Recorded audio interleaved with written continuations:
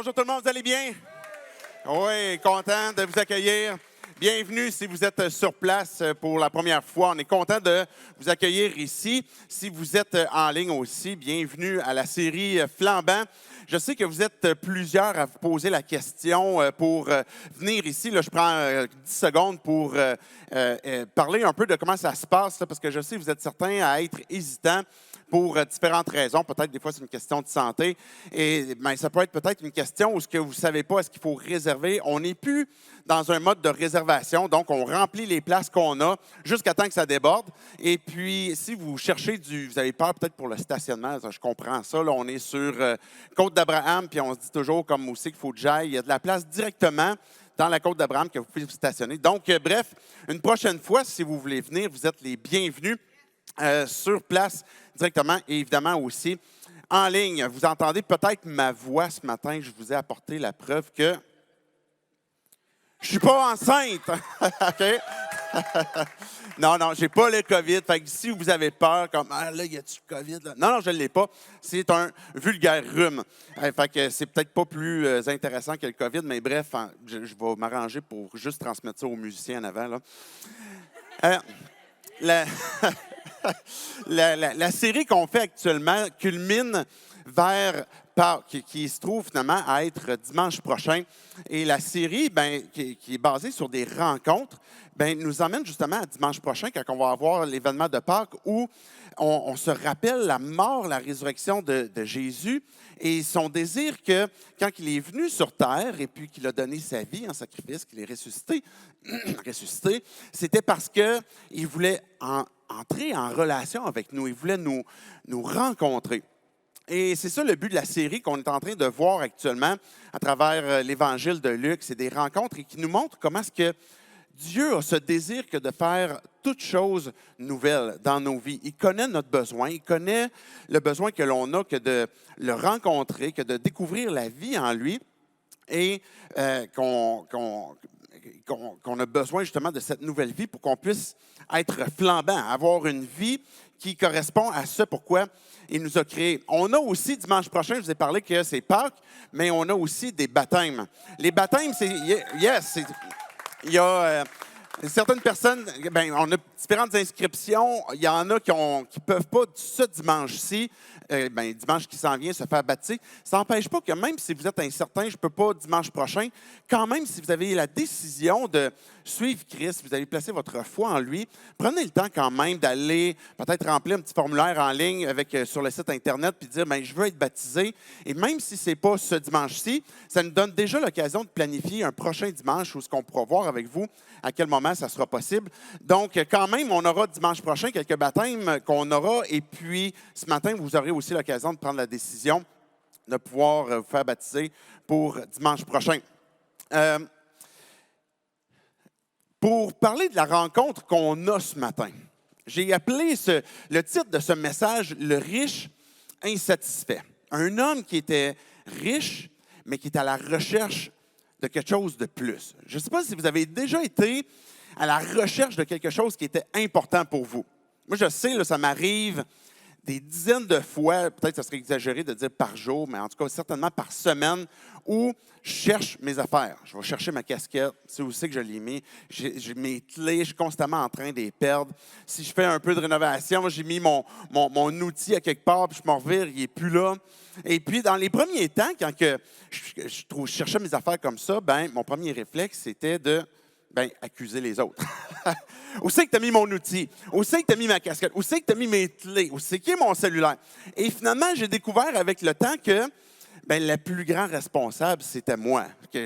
Dans le fond, je me jouais des tours. Des fois, je retrouve mes affaires, je me disais, mais pourquoi j'ai mis ça là? Il n'y avait aucune réflexion au moment où j'ai mis ça là. Puis là, je me suis comme perdu dans ce que je cherche. Mais des fois, c'est des choses futiles, comme peut-être des clés, même si c'est relativement important. Mais ça nous est déjà arrivé, moi et mon épouse, d'avoir un enfant à un moment donné, où on l'a mis où? Il est rendu où? Que ce soit, par exemple, dans un centre d'achat. Tu sais, l'instant, peut-être que vous n'avez pas d'enfant, là, mais vous allez quand même comprendre un peu le sentiment. Là. Pendant un instant où ce que tu te dis, là, je pense que je l'ai perdu, là, parce que je ne le vois plus. Et pendant quelques secondes, on regarde un peu partout, puis on se dit, je ne le trouve pas. Il est où?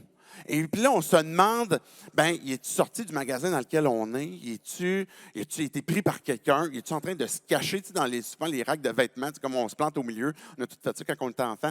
Puis là, il attend que le parent le trouve. Bien, il y a un moment de panique pendant un instant où, bien, il est où mon enfant? J'ai déjà été leader de jeunesse, je m'occupais d'une jeunesse, puis on a déjà perdu un jeune en forêt. Je t'ai déjà raconté l'histoire dans le passé, mais ça a été une longue nuit. Là. On l'a perdu pendant plus de 24 heures. Là. C'était atroce, on s'est arraché les cheveux de la tête. La SQ, il a fallu qu'ils viennent avec une hélicoptère, puis ils m'ont tout le kit. Fait que là, tu sens un peu comme dans l'urgence, dans ces moments-là. Là. Tu cherches, puis tu te dis, là, il y a la vie de quelqu'un qui est en jeu, et puis je dois trouver. Il y a quelque chose qui nous urge, qui nous pousse, puis que les choses doivent se faire rapidement, et puis il n'y a rien d'autre qui va venir nous faire obstacle à « je dois trouver ce que je viens de perdre ». C'est mon enfant, c'est par exemple un jeune, quelque chose qu'on a d'important, mais ça nous conduit à ce sentiment-là. Puis, quand on dit, comme dans la série, que Jésus désire faire toutes choses nouvelles, le premier désir de faire toutes choses nouvelles vient de Dieu premièrement, de venir transformer nos vies. Peut-être que nous-mêmes, on pourrait arriver à un point où on veut que nos vies soient transformées, on ressent ce besoin que de devenir flambant, de retrouver le pourquoi ce que Dieu nous a créés. Mais le premier à vouloir ça pour nos vies, c'est Dieu lui-même.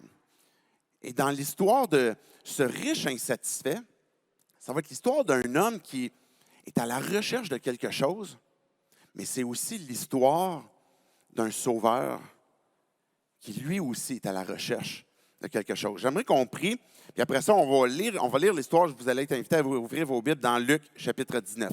Dieu, je veux te dire merci pour cette occasion qu'on a ce matin que de pouvoir ouvrir ta parole, de pouvoir lire cette histoire, de pouvoir comprendre qu'est-ce que tu as à nous dire. Dieu, je te prie pour chacun d'entre nous, peu importe là où on est dans notre marche avec toi, dans notre processus avec toi, de te connaître, de te découvrir, que tu puisses venir nous parler là où on est, qu'on puisse comprendre c'est quoi ce prochain pas de foi que tu nous appelles à faire, et puis qu'on puisse le faire pour justement découvrir cette vie qu'on peut avoir en toi. Et c'est en ton nom, Jésus, qu'on prie ces choses.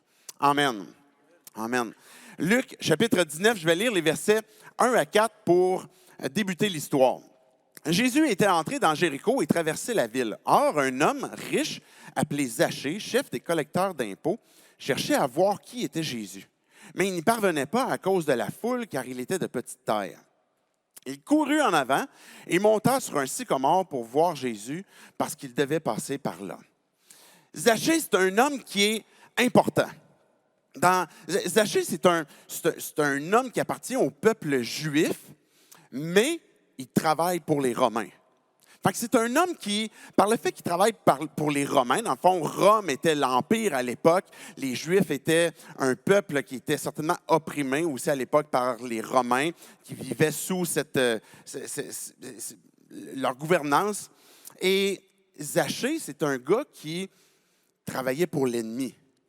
Fait que c'est un gars qui avait quand même une importance parce qu'il travaillait pour l'ennemi qui était au pouvoir, mais contre son propre peuple. Fait qu'on l'appelle un publicain. Les publicains, dans le fond, c'était des gens qui collectaient les taxes des Juifs pour Rome. Et la façon qu'ils s'y prenaient, c'est que si Rome, par exemple, voulait collecter 5 des revenus chez les Juifs, les collecteurs d'impôts, ce qu'ils faisaient, c'est qu'ils collectaient, eux autres, 10 Et les chefs de collecteurs d'impôts, eux autres, ils collectaient encore plus. Parce qu'il pouvait non seulement prendre aux gens de son propre peuple, mais aussi obtenir une cote à partir des autres collecteurs d'impôts. Fait que ces gens-là qui étaient on les appelle les publicains, les collecteurs d'impôts, ils n'avaient pas vraiment beaucoup la cote. C'était pas du monde vraiment ultra populaire. Parce que, dans le fond, ils étaient considérés ou étiquetés comme des gens qui venaient pour abuser, pour tromper. Et puis, dans le fond, eux, ils étaient sans scrupule aussi, là. Parce que autant la personne qui faisait de l'argent que la veuve, que la personne qui était malade, la personne qui n'avait pas beaucoup de biens, mais elle aussi, évidemment, elle payait ses taxes, mais en plus, elle se faisait prendre par les collecteurs d'impôts qui, dans le fond, c'était des voleurs. Ils étaient étiquetés comme ça. Et non seulement ça, mais pour les gens du peuple, pour les Juifs, ceux qui étaient qui travaillaient pour Rome, mais étaient perçus comme des gens qui avaient abandonné tout espoir pour qu'Israël puisse retrouver un jour les promesses qui lui avaient été données. Parce que si tu travailles pour l'ennemi, ça veut dire qu'en quelque sorte, tu ne crois plus que Dieu va intervenir pour ton peuple. Tu ne crois pas nécessairement que ton peuple va être libéré de l'emprise de l'ennemi. Donc, en renonçant à ça, les autres Juifs vont voir que tu ne travailles pas dans la même direction que nous autres. Là. Tu renonces à l'espoir pour ton peuple. Zachée, ça faisait un homme de lui qui n'était pas très apprécié, mais qui avait quand même du power, quand même un certain pouvoir. Parce que justement, il pouvait prendre les taxes et prendre un peu plus même que ce qui était permis. Et puis, il y avait ce pouvoir-là. Mais il y avait une préoccupation aussi. Il voulait voir Jésus. Pourquoi est-ce qu'il voulait voir Jésus? On a un collecteur d'impôts, puis ça dit au verset, en fait, même au verset 2, c'est un homme qui habitait à Jéricho, qui était une grande ville. Il y avait un grand monopole pour collecter les impôts, puis c'était un homme qui était riche, un homme qui avait beaucoup d'argent. Il y avait la grosse maison, certainement.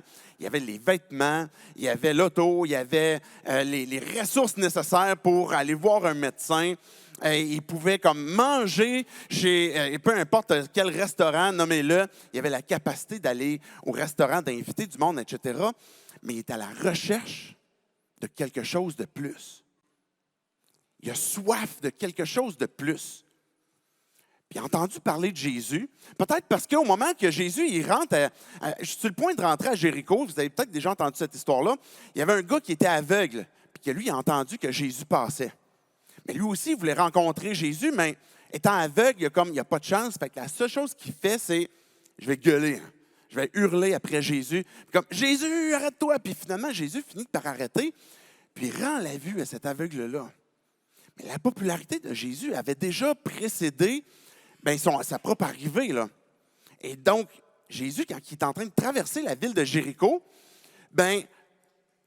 Zachée a déjà entendu parler de la réputation de Jésus, puis il dit peut-être que ce gars-là va pouvoir me donner ce à quoi je suis en train de chercher, ce pourquoi j'ai si soif.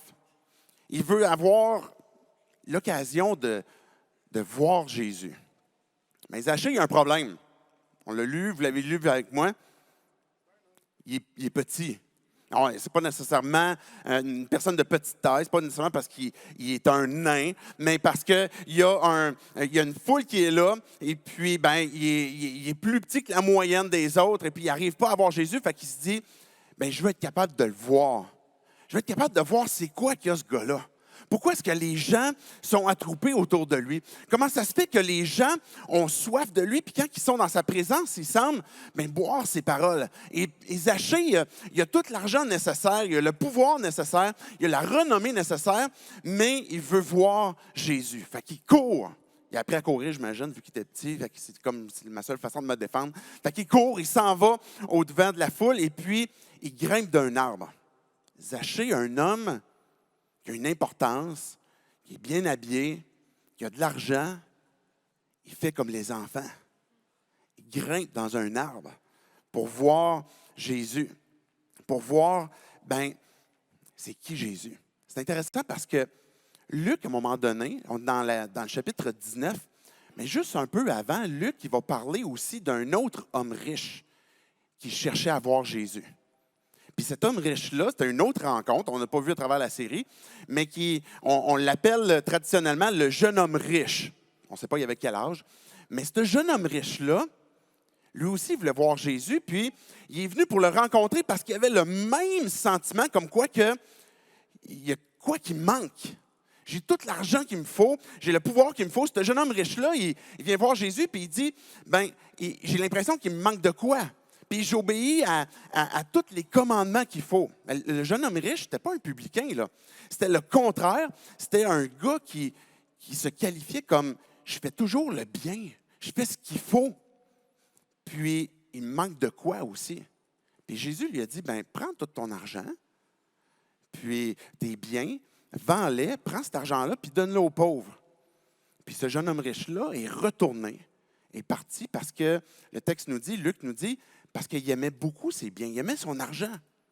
Puis là, c'est à ce moment-là que Jésus a dit, pour un riche d'entrer dans le royaume de Dieu, c'est comme pour un chameau de passer par le trou d'une aiguille.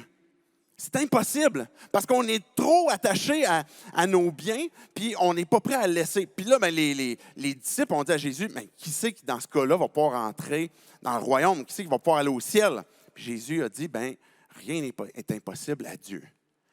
Mais là, on voit un autre homme riche, Zachée, qui, lui, il ne fait pas le bien. Lui, il fait le mal. Il fait ce qu'il veut. Il prend ce qu'il veut. Il est riche, mais lui aussi, il a un sentiment qu'il me manque quelque chose. Puis, je vais aller grimper dans l'arbre pour voir Jésus. Il est certainement déterminé. Regardez la suite. Je vais lire versets 5 et 6. Lorsque Jésus fut arrivé à cet endroit, il leva les yeux, le vit et lui dit, « Zachée, dépêche-toi de descendre, car il faut que je m'arrête aujourd'hui chez toi. » Zachée s'empressa de descendre et l'accueillit avec joie. C'est intéressant parce que la suite de l'histoire nous montre que ce n'est pas Zachée qui l'a vu, c'est Jésus. Le verset 6 nous dit que lorsque Jésus fut arrivé à cet endroit-là, il leva les yeux puis il a vu Zachée. Des fois, on pourrait être comme ce Zachée où j'ai soif de quelque chose, j'ai une quête que j'ai l'impression qui n'est pas comblée. Je veux rencontrer Jésus. On fait plein de moyens pour venir à sa rencontre, pour grimper d'un arbre, pour satisfaire peut-être, essayer de voir. Mais on voit dans l'histoire qu'une fois que Zachée est dans l'arbre, Jésus, ce n'est pas un hasard. S'il a décidé de s'arrêter là, il est arrivé à cet endroit-là, puis il a levé les yeux, puis il a vu Zachée. Il a vu qu'il était grimpé d'un arbre. Il connaissait Zachée, là, parce que il l'a interpellé par son propre nom. Il savait que Zachée était en train de chercher quelque chose. Jésus est venu à lui. Puis ça démontre le caractère de Dieu.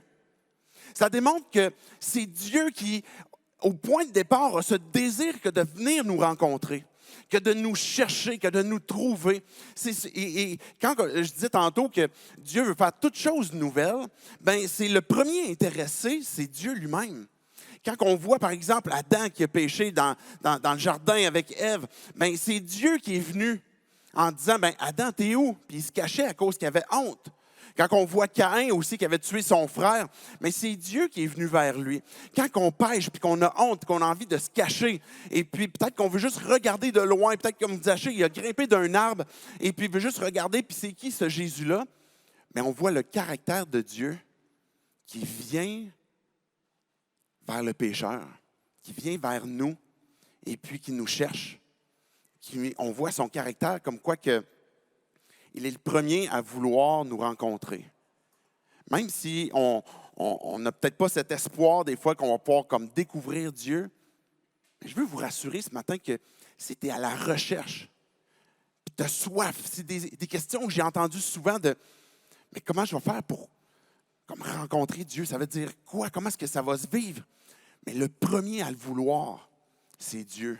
Le premier à faire ce pas vers nous, c'est Dieu. C'est le premier à nous chercher, puis à lever les yeux vers nous. Mais en même temps, la Bible nous encourage, comme dans Actes, qu'on voit que de chercher Dieu, parce qu'il n'est pas loin de nous, puis qu'on peut chercher à tantôt, mais Dieu nous invite à faire cette démarche, un peu comme ce que Zachée a fait, mais je vais courir au-devant pour grimper, puis après ça, regarder, voir, essayer de chercher, essayer de voir qu'est-ce qui se passe, mais aussi de comprendre que le caractère de Dieu, c'est de venir à nous, puis on voit que Jésus l'a considéré. Il y a une foule qui est là. Puis, ce sur qui Jésus a décidé de placer ses yeux, c'est sur Zachée. Il a pris le temps de s'arrêter, puis de le regarder, de le considérer, et puis de l'appeler par son nom. Ça aussi, c'est le caractère de Dieu. On voit, par exemple, dans Jean, quand Jésus il dit « Je suis le bon berger », il dit « Je connais mes brebis ». Puis je les appelle par leur nom. Quand on lit, par exemple, la Bible, vous avez peut-être déjà lu l'Ancien Testament, puis à un moment donné, on va voir certains personnages comme Abraham, qui devient Abraham. Mais quand Dieu arrive, Abraham, il va l'interpeller.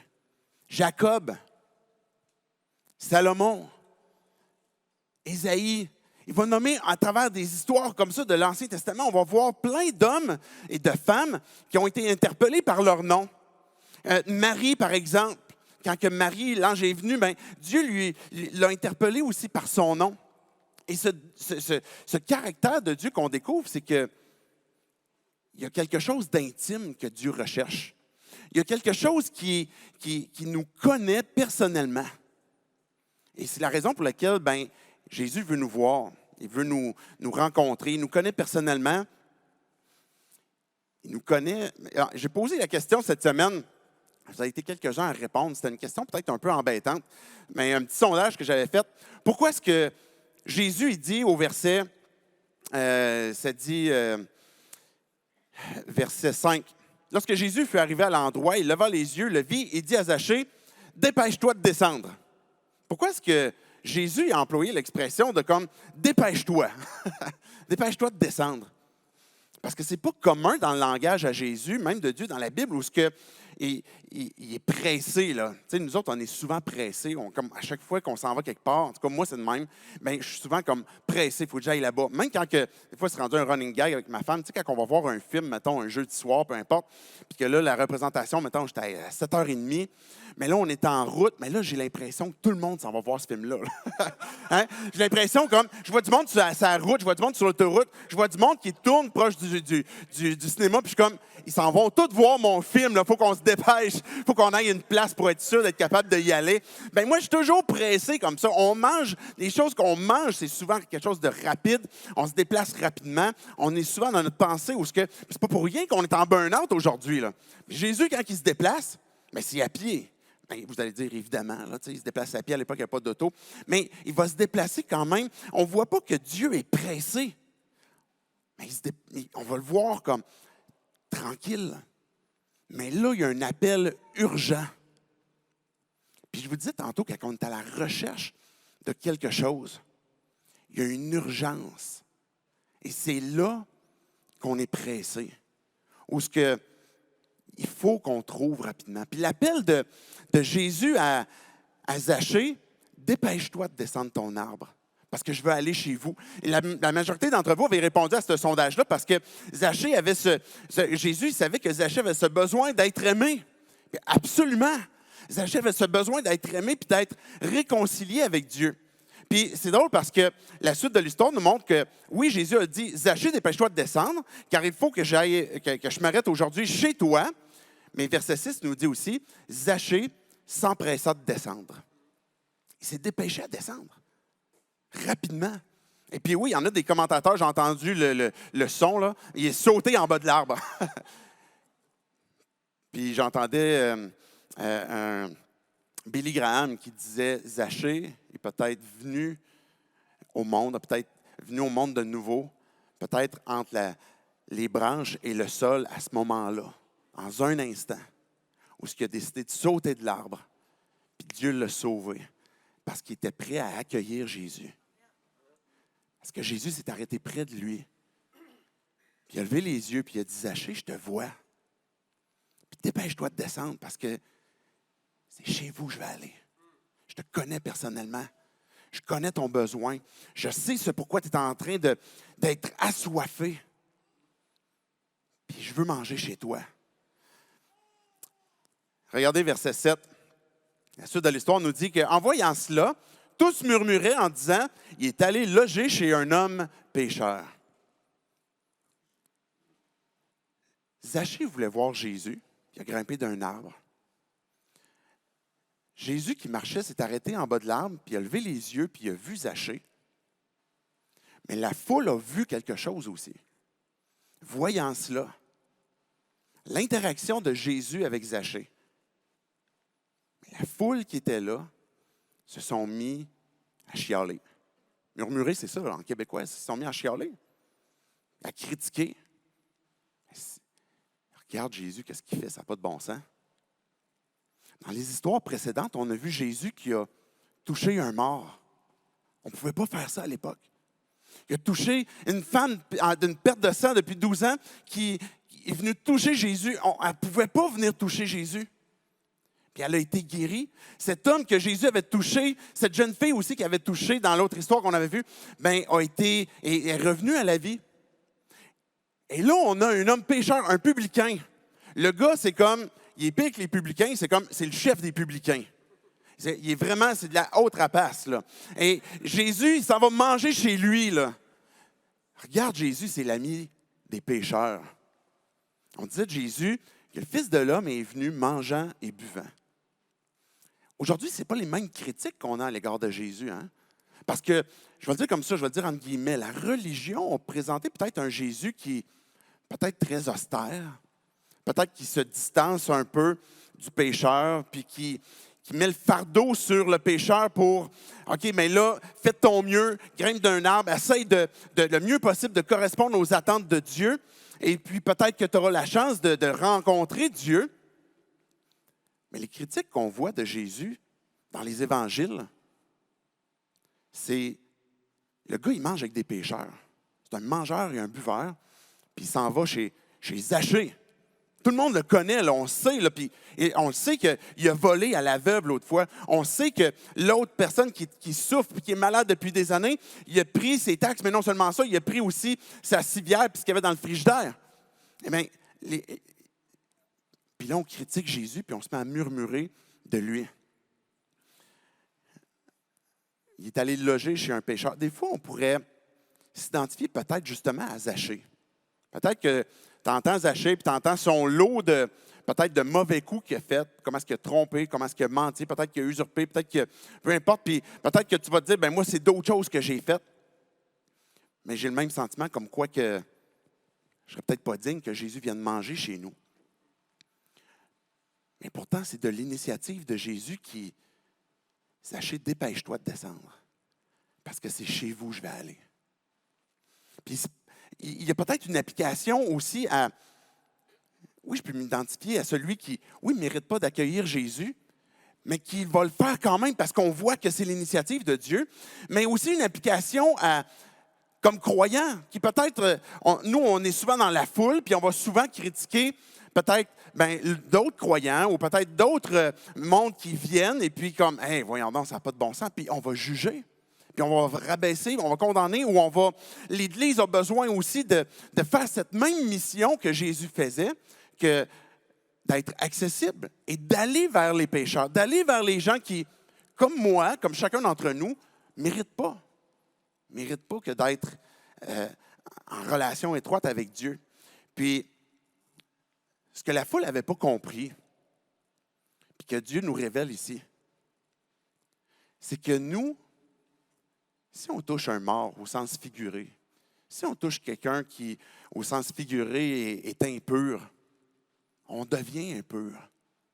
C'était comme ça que les gens interprétaient les choses. Mais Jésus, s'il va manger avec les pécheurs, c'est parce qu'il est lui-même un grand pécheur. Mais quand Jésus touche la vie d'une personne, il fait toutes choses nouvelles. Il transforme les vies. Il pardonne. Il restaure. Quand Jésus touche, ce n'est pas lui qui devient impur, mais c'est nos vies qui sont transformées à cause de ce qu'il veut faire dans nos vies. On doit se retenir d'être comme la foule, ou peut-être d'être comme cette Église qui peut accueillir, puis prendre soin, puis aider justement à être réconcilié avec Dieu plutôt que de créer une distance. Regardez la suite des versets 9 à 10, qui est la fin de la rencontre. Mais Zachée, se tenant devant le Seigneur, lui dit, « Seigneur, je donne aux pauvres la moitié de mes biens, et si j'ai causé un tort à quelqu'un, je lui rends le quadruple. » Alors Jésus dit à son propos, « Le salut est entré aujourd'hui dans cette maison, parce que lui aussi est un fils d'Abraham. En effet, le Fils de l'homme est venu chercher et sauver ce qui était perdu. » Tantôt, on voyait dans le verset 6 que Zachée, il s'est empressé de descendre, puis il l'a accueilli, vous souvenez-vous, avec quel sentiment? Avec joie. Il a accueilli Jésus avec joie. Il s'est empressé à le faire. Et puis là, on voit que Jésus est allé au souper chez Zachée, puis peut-être qu'il a amené avec lui Matthieu.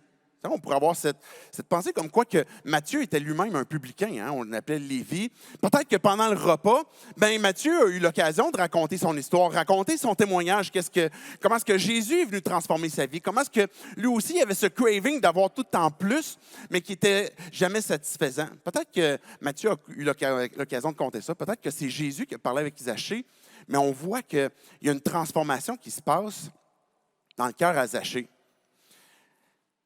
Il va parler que, OK, si j'ai pris de l'argent, je vais le rendre au quadruple. Le problème avec l'argent, ce n'est pas l'argent lui-même. Je prends comme une petite parenthèse pour parler de ça parce que Zachée est un homme qui est riche. On a parlé du jeune homme riche et il y avait cette soif d'en vouloir plus, de vouloir quelque chose de plus qui faisait du sens pour sa vie.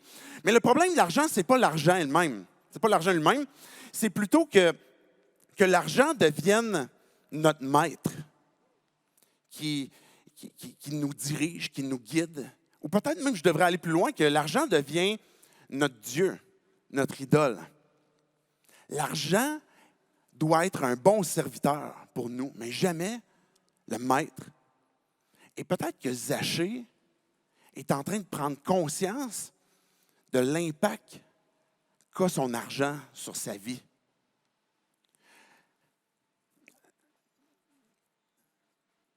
Le problème, ce n'est pas de faire de l'argent. Si vous faites de l'argent, là, faites-en. Ce n'est pas un péché.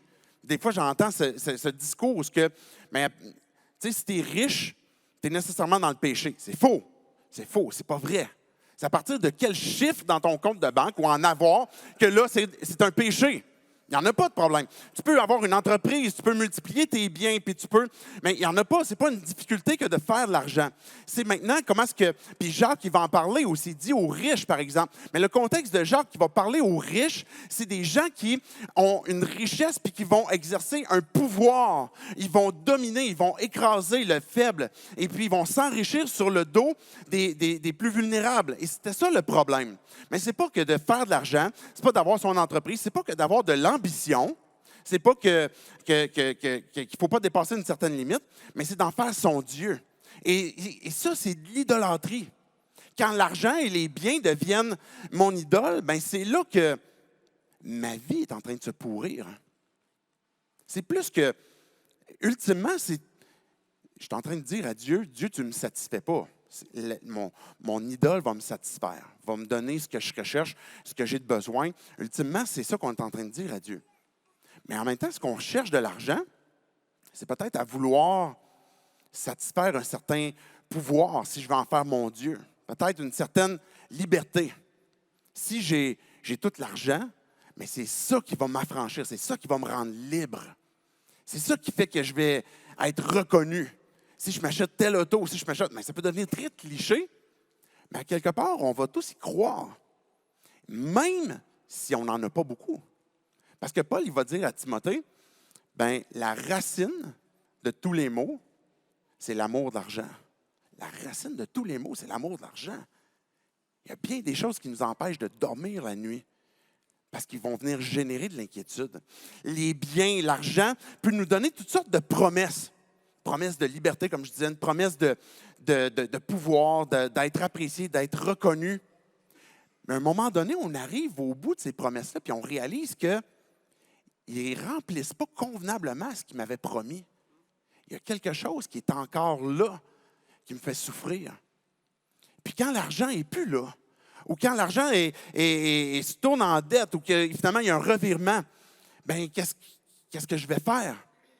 Puis pour notre Dieu, pour notre idole, des fois, on va être prêt à tromper, on peut être prêt à voler, on peut être prêt à travailler, et travailler. Puis pour l'idole de l'argent, on va sacrifier aussi. On va sacrifier des fois nos familles, nos enfants, notre femme, nos maris. On va sacrifier beaucoup de choses. La qualité de vie, peut-être qu'on va sacrifier du sommeil parce qu'on travaille pour notre Dieu, pour notre idole. Puis peut-être que ça nous emmène à même refuser d'être généreux, de montrer peut-être même du soutien envers des gens qui sont dans le besoin, de donner mon argent, de redonner aussi à Dieu. Ça va être des choses qu'on va être prêt à faire des fois pour notre idole. Mais qu'est-ce qu'on fait quand la promesse de l'argent nous laisse tomber? Puis je suis convaincu que Zachée, c'est ça qui l'a amené à courir devant la foule puis à grimper dans l'arbre. Parce qu'il y avait quelque chose qui, au fond de son âme, n'était pas étanché, n'était pas comblé. Et puis, comme je disais, bien que l'argent est pas mal en soi, mais son cœur était en train d'utiliser peut-être ses biens, son argent comme une idole. Mais qu'est-ce que ça fait ultimement? Ça fait qu'on est esclave. On est esclave. Et quand on est esclave d'une idole, et on l'est tous en passant, on est tous portés à vouloir avoir des idoles, de différentes façons. Puis je ne parle pas de petites statues que vous pourriez avoir dans la maison, là, mais de chercher à combler quelque chose, une satisfaction, une sécurité, une approbation, que ce soit l'argent, que ce soit ma famille, que ce soit mon travail. Il y a des choses comme ça que l'on a, qu'on va avoir comme idole. Et quand on sacrifie pour ces idoles-là parce qu'on pense qu'ils vont combler certaines promesses, bien, c'est nous-mêmes qui devenons esclaves. Puis Zachée, il va dire, Jésus, si j'ai fait du tort à quelqu'un, je vais le rendre. Je vais le rendre au quadruple. Ce que j'ai volé, je vais le restituer, je vais le redonner. Puis Jésus, il a dit, le salut est entré dans cette maison. Pourquoi? Parce qu'il a donné de l'argent à l'Église? Ça n'a rien à voir. On peut en donner quand même, mais c'est pas ça. C'est pas pour ça. Si Zachée, le salut est entré dans sa maison, c'est parce qu'il y a eu une repentance. Parce qu'il a compris que son idole qui est en train de le rendre esclave, il est en train de dire maintenant, c'est Dieu qui a besoin d'être mon Dieu. C'est l'Éternel qui a besoin d'être mon Dieu. Et que maintenant, cette idole-là, j'ai besoin d'y renoncer. Et si je suis à son service maintenant, c'est elle qui va devenir à mon service, puis je vais redonner, puis je vais montrer de la générosité, puis je vais faire du bien, puis je vais restituer à ceux qui en ont besoin, puis je vais vouloir aider. Et le fait que le salut est entré dans la maison, c'est pas parce qu'il a donné de l'argent, c'est pas parce qu'il est en train de faire des bonnes œuvres non plus. Parce que Jésus est en train de dire, verset 9, alors Jésus dit à son propos, le salut est entré aujourd'hui dans cette maison parce que lui aussi est un fils d'Abraham. Qu'est-ce que ça veut dire? Quand on parle d'être un fils d'Abraham, des fois les Juifs pouvaient penser comme « Ah, OK, c'est notre ancêtre, on est du même sang, on est des Juifs. » Et c'est pas ça que Jésus veut dire. C'est pas ça que la Bible, le Nouveau Testament va répéter aussi plus tard en parlant d'être être enfant d'Abraham. C'est quoi? C'est d'avoir la foi d'Abraham.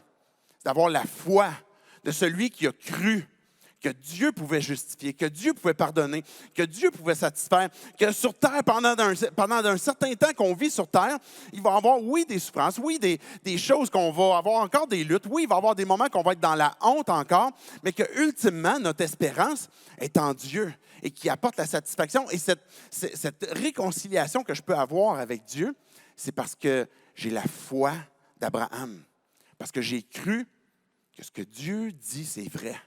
J'ai cru le caractère de Dieu qui est celui qui me cherche, qui est celui qui a levé les yeux vers moi, qui est celui qui vient me chercher là où je suis, aussi profond qu'on peut être, qui vient m'interpeller, peu importe l'idole que je suis en train de servir, puis que je suis engagé dans ce culte à mon idole, mais que Dieu il vient vers moi, puis je veux te sauver. Je veux te sauver de l'esclavage pour que tu puisses dormir sur tes deux oreilles la nuit. Pour que quand tu marches le jour, que tu lèves la tête vers le ciel, puis que tu te souviennes ton espérance glorieuse, que tu te souviennes que ton trésor est gardé au ciel, puis il n'y a aucun voleur qui peut venir le prendre. Et il n'y a même pas la rouille qui peut venir corrompre, ou peu importe que ce serait, je ne sais pas si c'est la version électronique que ça donnerait, mais que même l'argent qu'on a au ciel, peu importe les biens que Dieu réserve au sens figuré, que rien ne va pouvoir venir le prendre.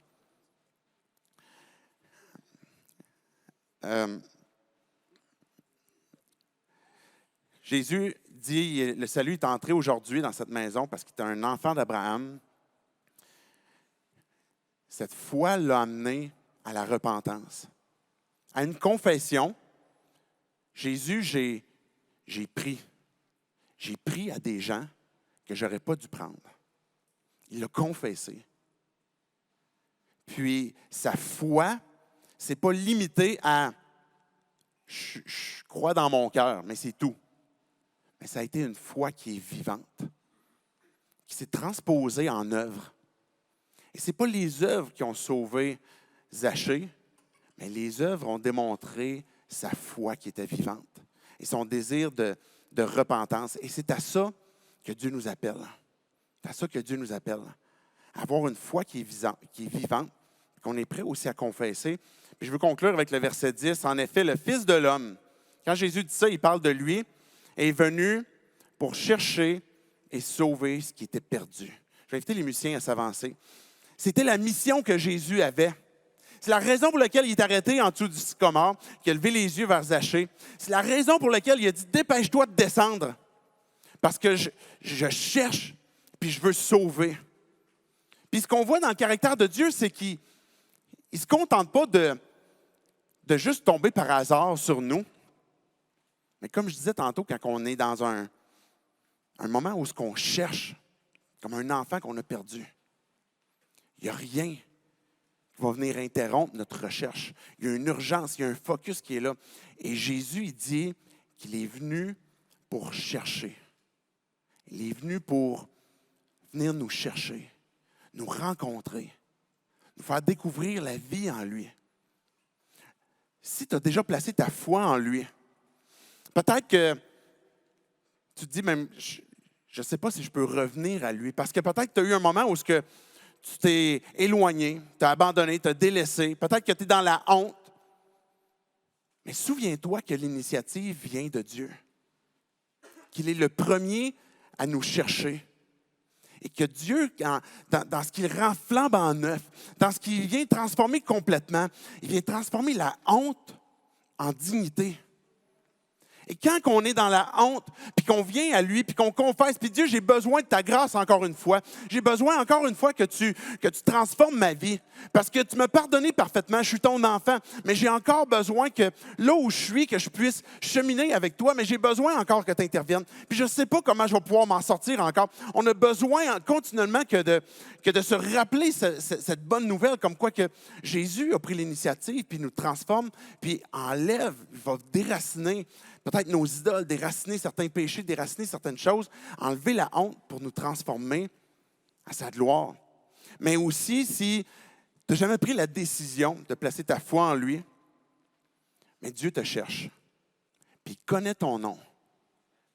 Quand je dis « il connaît ton nom », je ne le dis pas comme « il connaît ton nom », mais plutôt, il sait qui tu es. Il te connaît personnellement.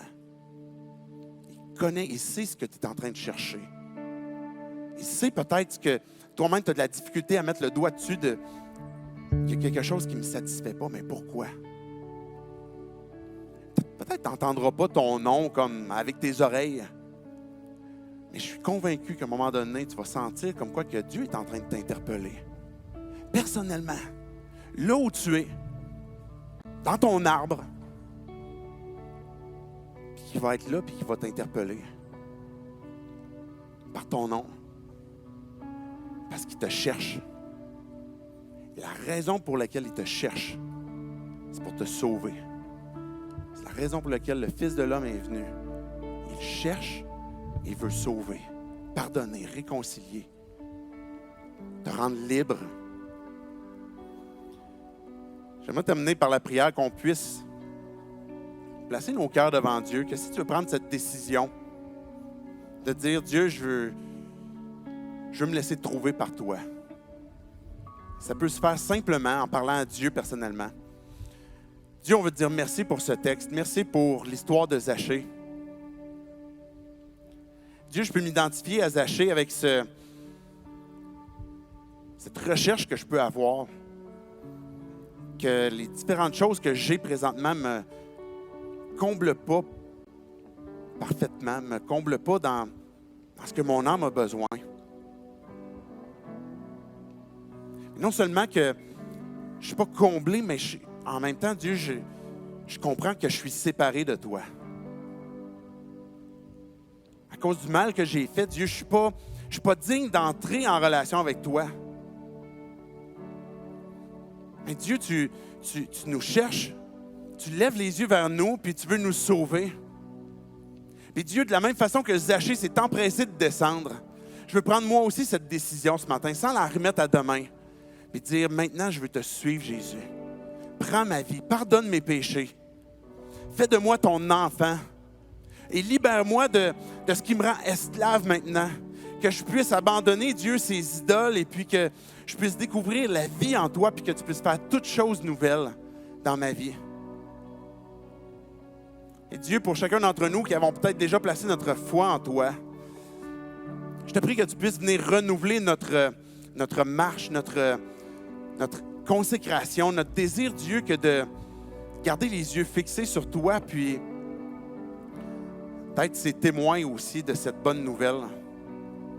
De ne pas ressembler à la foule qui critiquait, mais de plutôt avoir cette même mission, Jésus, que tu avais, que de chercher et de trouver.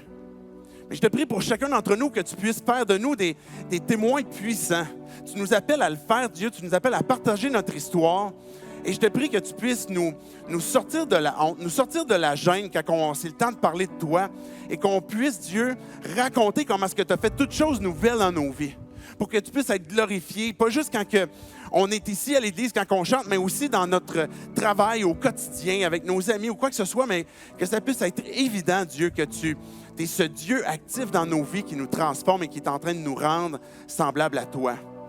Je te prie pour cette Église, Dieu, que tu puisses nous rendre dans un sentiment d'urgence à cette mission, à la même mission que tu as encore, Jésus, que de chercher dans le but de pouvoir sauver, mais qu'on puisse avoir ce même esprit où on est prêt, Dieu, à sacrifier peut-être nos intérêts, à sacrifier ce que nous, on voudrait obtenir pour chercher ce qui est perdu pour que tu puisses sauver, transformer et qu'on puisse être un peuple nombreux qui va t'adorer, découvrir pleinement ce pourquoi tu nous as créés, qu'on puisse lever les mains, célébrer Dieu, qui tu es, puis la vie que tu nous donnes. Et c'est en ton nom, Jésus, que je prie ces choses.